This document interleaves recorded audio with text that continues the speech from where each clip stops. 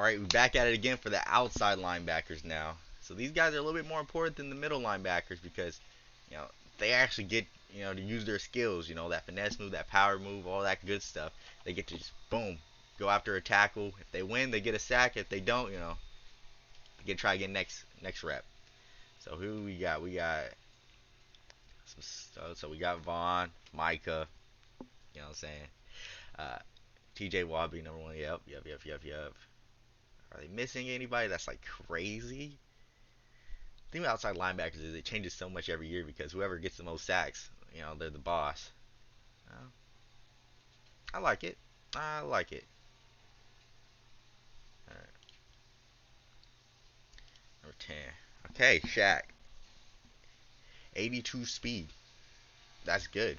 82 speed off an edge rusher. I mean, we'll see when we see the DNs if that's like comparable or who would you rather have on the edge, either a defensive end or an outside linebacker like this. But 85 finesse move, pretty good. 82 speed. And then good block chain tackling, so he's not going to be that bad against the run if you really have him on the line. You're not going to be losing too much. Strength and power move are a little low, for an edge rusher, but A2 speed's real nice, real nice. Then Rashawn Gary, a little slower. Pretty good power move though. Good tackle, good block chest. So this guy's more of a run stopper than Shaq was, but he's not going to be as effective getting to the quarterback. So 79 speed, yeah, if you're gonna put a linebacker in instead of a DN, that's probably around the size of Sean Gary, but you're not gonna be getting to the quarterback as fast as you would like to. The extra speed really does help. So if you're thinking edge rushers, you're thinking speed. Speed's still king of Madden and everything. Matthew Judon, slower. I mean, what are you supposed to do? 85 power move, 84 tackling. Really good, physical stats for a big guy like this, but he's a little slow. But you could play these guys instead of playing them on outside linebacker roles like in a 3-4 where they might have to drop into coverage, or a 4-3 where they will have to drop into coverage. If you're in like something like a nickel, big nickel over G, instead of having left ends out there, you could have a guy like Matthew Jude on there. So just because they have low speed doesn't mean they're not usable, but you're gonna have to use them in a different way because just using them as straight edge rushers where like their only job is to get the quarterback, this speed's not going to cut it. Or if you're using them as outside linebackers in coverage, speed's still not going to cut it. Khalil Mack, you know, used to be top dog when it comes to outside linebackers, and he still had a really good year last year. You know, but 80 speed, 83 finesse, really balanced pass rushing, pretty good run stopping stats. Really good card. Like this is probably the best. I will say it's probably the best one besides Shaq Barrett because the speed's way better on Shaq, but it's 2 speed less and you get all these other stats. This is not a bad person to put on your edge to get after the quarterback, especially someone like Khalil Mack who's gonna have all those different traits like bull rush and all that cool stuff. He'll be really able to get after it. It's all right. So I don't want to dick eat or nothing, but Cowboy fan, Micah Parsons.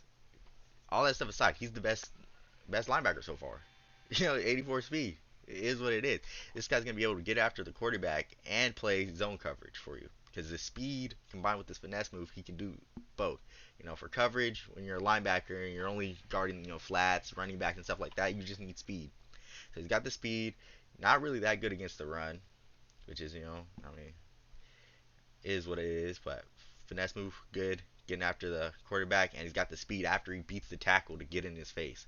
So he's a pass coverage linebacker, which, if abilities are the same as they were last year, it's not going to be that good.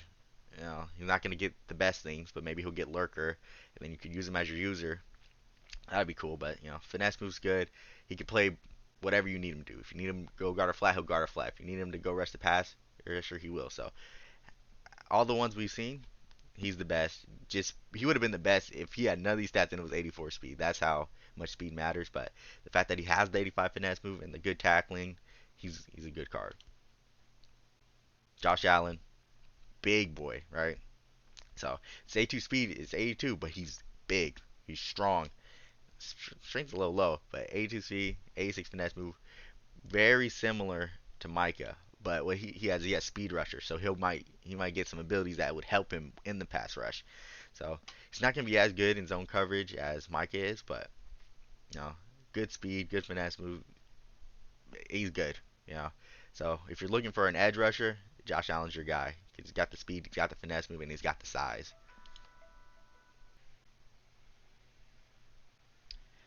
All right, next on the list, Von Miller. So a little slower than the other linebackers that were good, but 81 speed, but really good run stopping. You know, this high block shot, this high play rec, this high tackling, and the strength is like off the charts. And then 86 power move, like he really could do it all. So, yeah, we're getting to the point where these are premier edge rushers. These guys will get to the quarterback.